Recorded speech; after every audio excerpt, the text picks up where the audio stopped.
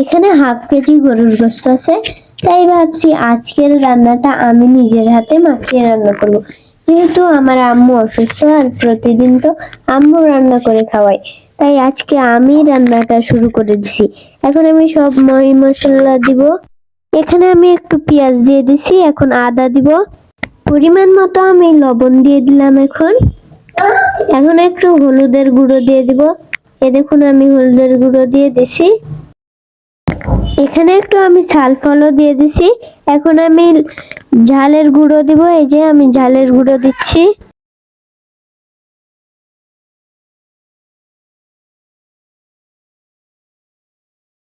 তো আমার সব মশলা দেওয়া হয়ে গেছে।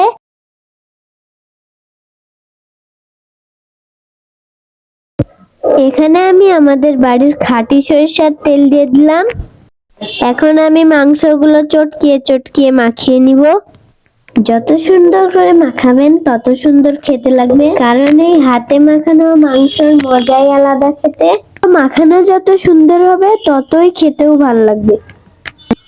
আমি কখনো রান্না করিনি, এটাই আমার জীবনে ফার্স্ট টাইম রান্না ছিল।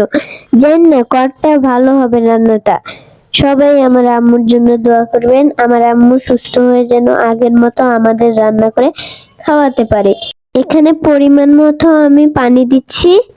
পানি দেওয়া হয়ে গেছে, তারপর প্রেসার কুকারে তুলে দিব। তো ফাইনালি আমার মাংস রান্নাটা হয়ে গেছে। মাশাআল্লাহ, সবাই খেয়ে প্রশংসা করছে, আসলে অনেক মজা হয়েছিল। আর ভিডিওটি যদি আপনাদের ভালো লেগে থাকে তাহলে অবশ্যই লাইক কমেন্ট শেয়ার করবেন। ধন্যবাদ সবাইকে। আল্লাহ হাফেজ।